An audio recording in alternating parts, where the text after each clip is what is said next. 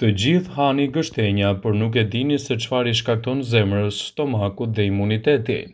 Gështenjat kanë në veti terapeutike për shkak të vlerave të tyre të larta të energjisë. Ato janë të rekomanduara veçanërisht për atletët dhe të vegjëlit. Ato ndihmojnë me problemet e veshkave dhe tretje, ndërsa çaji nga gështenja ndikon në zbutjen e simptomave të astmës dhe bronkitit. Edhe mund të konsumohen në supë dhe në sallatë.